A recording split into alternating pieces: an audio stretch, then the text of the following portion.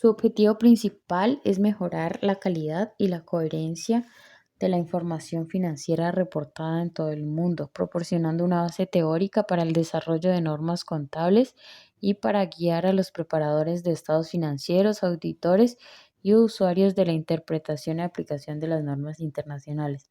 Este marco no es una norma en sí, sino más bien un conjunto de principios y conceptos fundamentales que sirven en la guía de desarrollo de nuevas normas o la revisión de las existentes, asegurándose que las normas sean coherentes y se basen en sus principios. Provee a los preparadores de estados financieros una guía cuando no exista una norma específica que cubra un evento en particular. mm, Promover la coherencia en la aplicación de normas contables, lo que a su vez mejora la comparabilidad de los estados financieros entre diferentes entidades. Ayudar a los usuarios en la comprensión y aplicación de las NIF, asegurándose de que la información sea fiel. Estos usuarios de la información financiera necesitan que se les permita evaluar la posición financiera en el rendimiento y los flujos de efectivo de la empresa, con el fin de tomar decisiones informadas. Mm, los usuarios a los cuales esta información va dirigida son inversores, prestamistas y otros acreedores existentes potenciales, teniendo en cuenta que estos informes no tienen la información suficiente y es necesario acudir a otras fuentes. Estos informes presentan información que es sobre los recursos económicos de la entidad y los derechos de los acreedores. También proporcionan información sobre las transacciones y otros sucesos que afectan los activos y los pasivos. Ambos tipos de información suministran datos útiles para tomar decisiones relacionadas con el suministro de recursos a una entidad. Ayudan a identificar fortalezas y debilidades de la entidad, a evaluar la liquidez, la solvencia, las necesidades de financiación adicional y las posibilidades de tener éxito obteniendo esa financiación. Aquí encontramos la información sobre los recursos económicos, los derechos de los acreedores contra la entidad y los cambios en estos de la entidad. Presentan dos tipos de información. Informa sobre los recursos económicos y los derechos de los acreedores y informa sobre transacciones y otros sucesos que afectan los recursos económicos y los derechos de los acreedores. Encontramos los cambios en los recursos económicos y en los derechos de los acreedores. Estos cambios proceden del rendimiento financiero y otras transacciones. La información sobre el rendimiento financiero de una entidad comprende la rentabilidad que la entidad ha producido a partir de recursos económicos. También encontramos los cambios en los recursos económicos y en los derechos de los acreedores que no proceden del rendimiento financiero. Estos cambios se pueden dar por la emisión de deuda o instrumentos de patrimonio. La información sobre el uso de los recursos económicos de la entidad debe proporcionar una visión clara de cómo la entidad maneja sus recursos y si estos están siendo utilizados de manera eficiente y efectiva para que la entidad pueda cumplir con sus objetivos tanto a largo como a corto plazo. La información que aporte la gerencia sobre el uso de los recursos económicos de la entidad es fundamental para evaluar la eficiencia con la que se están manejando los recursos. El uso de los recursos de la entidad debe ser gestionado y reportado de manera que refleje la situación financiera real de la entidad. Mm, Sus estados financieros deben presentarse con precisión, relevancia y transparencia. En este orden de ideas, el uso de los recursos de la entidad se refiere a cómo la empresa emplea sus activos, pasivos y capital para generar ingresos y cumplir con sus obligaciones, buscando asegurar que la información financiera proporcionada por la entidad permita a los usuarios de los estados financieros como inversionistas, acreedores y otros inversores a tomar decisiones económicas bien informadas.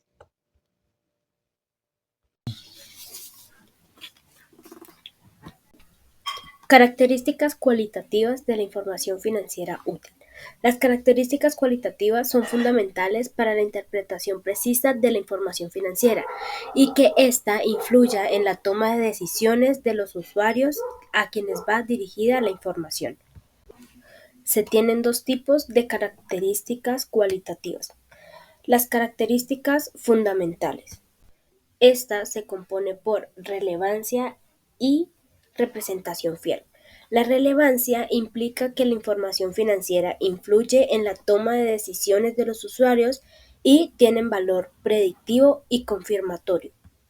En el valor predictivo significa que los usuarios deben ser capaces de hacer sus propias predicciones a partir de la información dada. Y el valor confirmatorio es que ésta debe tener evaluaciones de información anterior para poder darse la comprobación de la misma. Ahora se hablará de las características de representación fiel. La representación fiel asegura que los fenómenos económicos se reflejen con precisión en la información utilizando cifras y descripciones completas, neutrales y sin error. Para que la información sea útil, ésta debe presentar de forma fiel su esencia. Para ello es necesario que tenga tres características. Debe ser completa, neutral y libre de error. Primero, la información debe ser completa. Esta tiene que lograr comprender el fenómeno presentado y tener aplicaciones y descripción detallada de lo que se habla. Debe ser neutral, es decir, que no contiene énfasis de manera que pueda ser tomado positiva o negativamente por los usuarios. Neutral no significa que no tenga un propósito, sino que influye como objetivo en la toma de decisiones. Y esto se apoya con el principio de prudencia, en el cual nos dice que no debemos subestimar el valor de los ingresos y sobreestimar el de los costos y gastos. Por último, esta debe ser libre de error, es decir, que no se omiten descripciones del fenómeno y que el proceso utilizado ha sido seleccionado y aplicado sin errores. La aplicación de las características fundamentales es identificar el fenómeno, el tipo de información relevante y determinar si la información está disponible y si puede dar una presentación fiel del fenómeno. En algunos casos, la información relevante sale de una estimación incierta. Bueno, ya hablando de características, también tenemos las características cualitativas de mejora, que muchos de ustedes se preguntarán qué es esto. Estos son atributos que potencian la utilidad de la información financiera, facilitando que ésta sea relevante y que represente fielmente la realidad económica. Estas características también incluyen la comparabilidad, la verificabilidad, la oportunidad y la comprensibilidad. Bueno, ya hablando un poco de lo que es la comparabilidad, la definición de comparabilidad es que permite que a los usuarios identificar, entender y, pues no sé, comprender similitudes y diferencias entre distintas partidas, que también son esenciales para la toma de decisiones y alternativas como vender o mantener una inversión. Bueno, ya que vimos una definición, ahora sí vamos a dar un objetivo. Y el objetivo de esta es que busca que la información sobre una entidad sea comparable con información similar de otras entidades o de la misma entidad, pero en diferente tiempo o diferente periodo. También algo que podemos destacar es que la comparabilidad no es igual a la uniformidad. No se trata de hacer las cosas diferentes o que se vean iguales, sino que lo similar sea similar y lo diferente obviamente se vea diferente. Bueno, ya cambiando, tenemos también la verificabilidad. Listo. La verificabilidad esta asegura que la información representada es fiel a la realidad económica que pretende describir. Se refiere a la capacidad de los observadores independientes para llegar a un acuerdo sobre la precisión de esta información. Bueno, podemos decir que hay dos tipos de verificabilidad, que es la verificabilidad directa y la verificabilidad indirecta. La verificabilidad directa implica la comprobación directa de un importe, como contar plata, no sé, contar efectivo, se puede decir. Y la verificación indirecta consiste en verificar los datos de entrada de un modelo y recalcular el resultado usando la misma metodología. Ya también dando paso a lo siguiente, tenemos también lo que es la oportunidad. Y la oportunidad se refiere a la disponibilidad de la información en el momento adecuado para que ésta pues pueda influir en la toma de decisiones, y algo importante que debe tener en cuenta es que la utilidad de esta información disminuye con el paso del tiempo.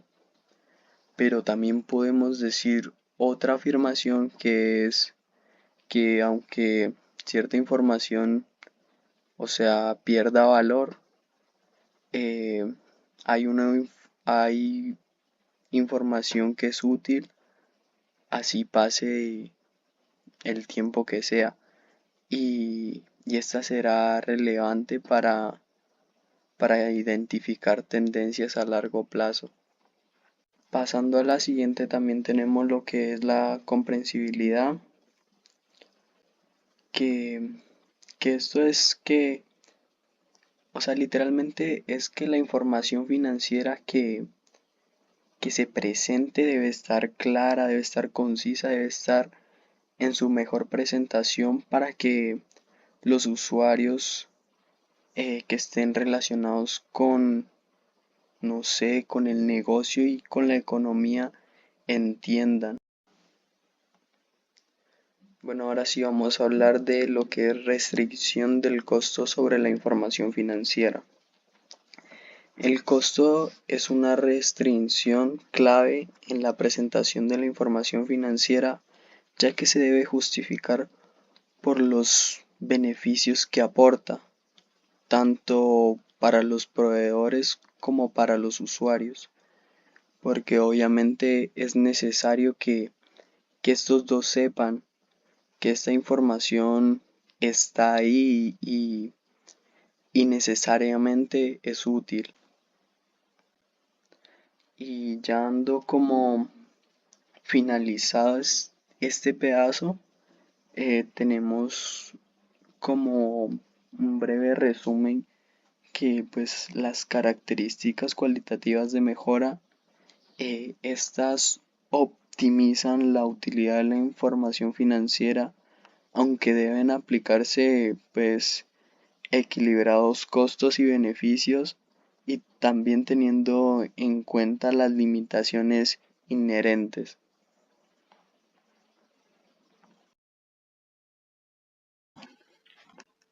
Objetivo de los estados financieros: proporcionar información sobre activos, pasivos y patrimonio que estarán presentes en el marco conceptual de la información financiera como estados de situación financiera, y los ingresos y gastos de la entidad estarán presentes como estados de rendimiento financiero, para facilitar la toma de decisiones financieras y evaluar su salud financiera. Los requisitos para la presentación en el marco conceptual: los estados financieros deben cumplir con normas específicas de presentación para garantizar su claridad, precisión y relevancia para los usuarios de la información. Esto incluye la correcta valorización de activos, pasivos y equidad. En estos requisitos no solo van a estar presentes los estados de situación financiera y los estados de rendimiento financiero reconocidos, sino también los estados no reconocidos. Hacen parte, pues, tanto activos, pasivos, patrimonio, ingresos y gastos que no son reconocidos, pero son necesariamente útil para la información de los usuarios, ¿sí? Deben estar presentes dentro del marco conceptual para la información financiera.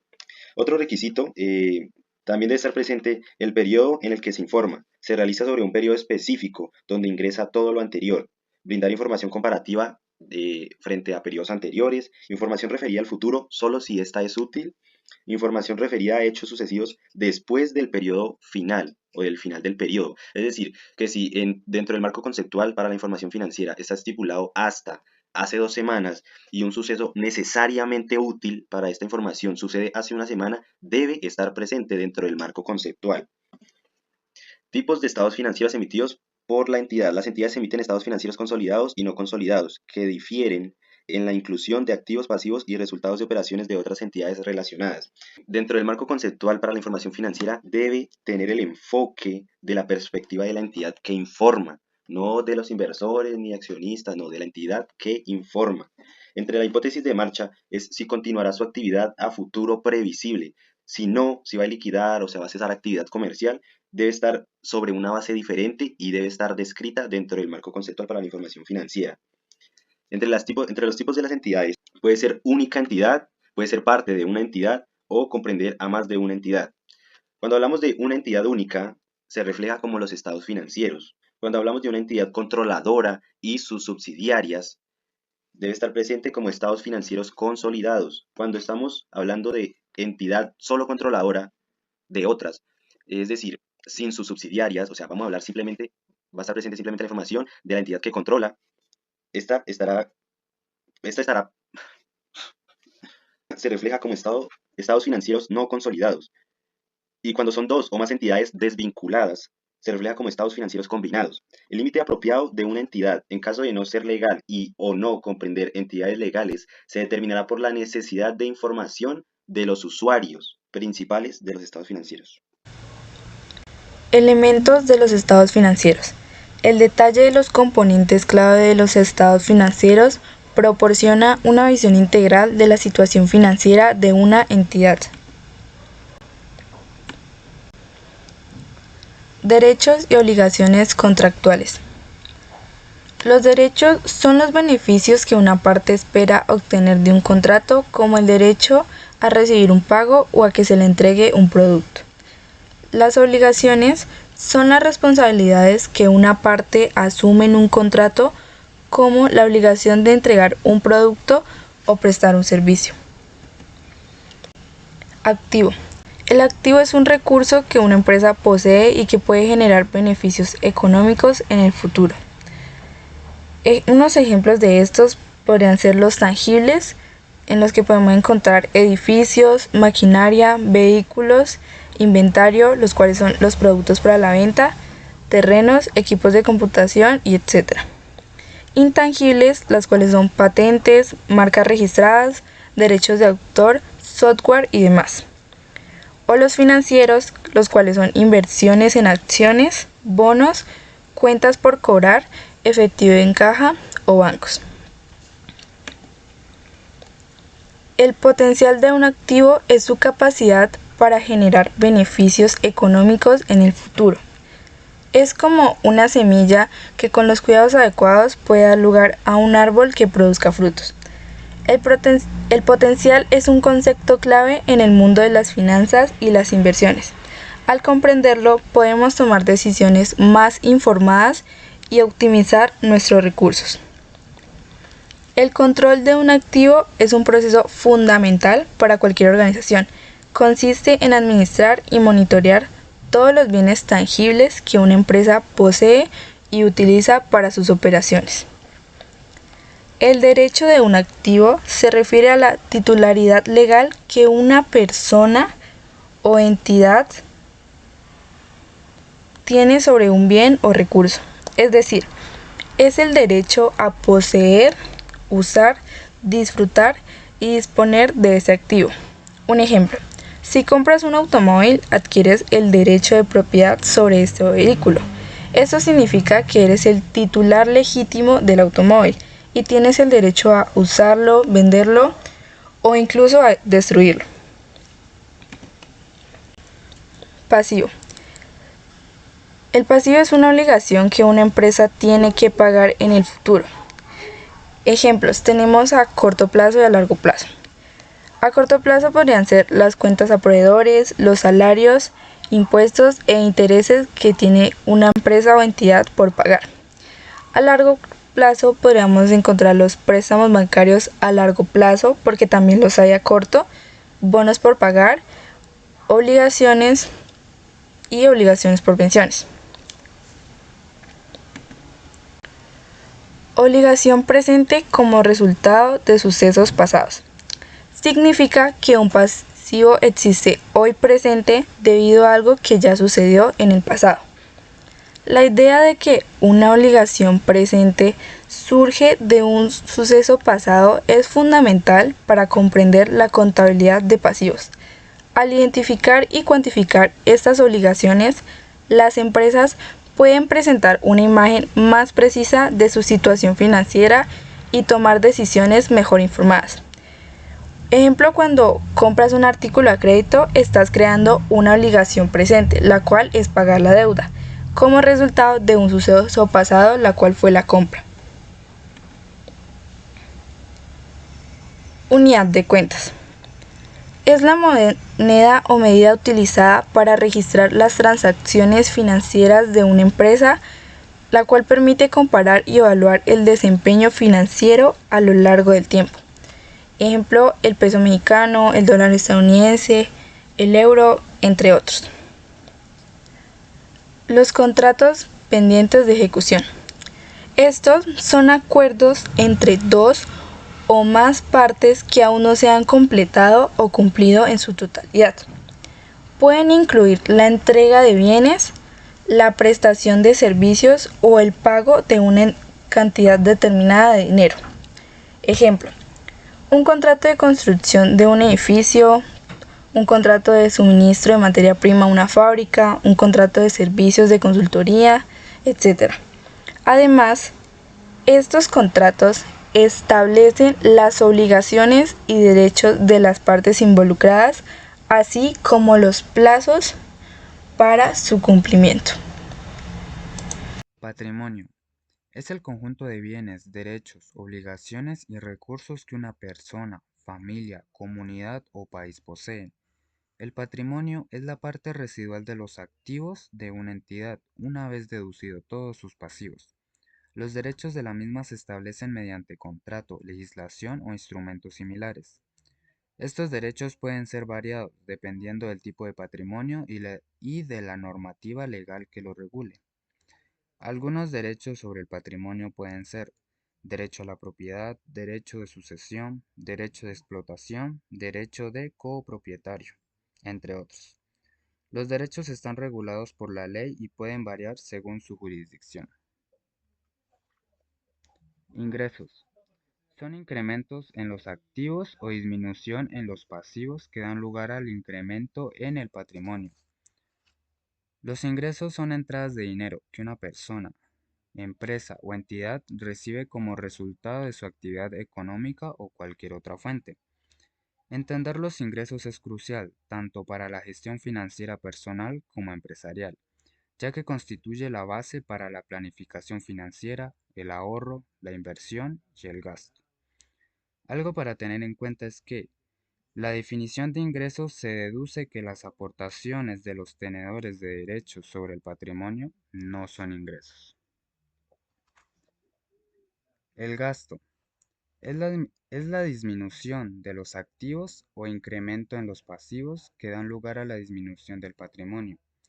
El gasto se refiere a la salida de dinero que una persona, empresa, gobierno o entidad realiza para adquirir bienes, servicios o cumplir con una obligación financiera. Los gastos son una parte crucial de la planificación financiera, ya que es necesaria para gestionarlas adecuadamente para mantener un equilibrio entre ingresos y egresos, evitar el endeudamiento excesivo y lograr objetivos financieros a corto y largo plazo. Algo para tener en cuenta es que la definición de gastos se deduce que las distribuciones a los tenedores de derechos sobre el patrimonio no son gastos.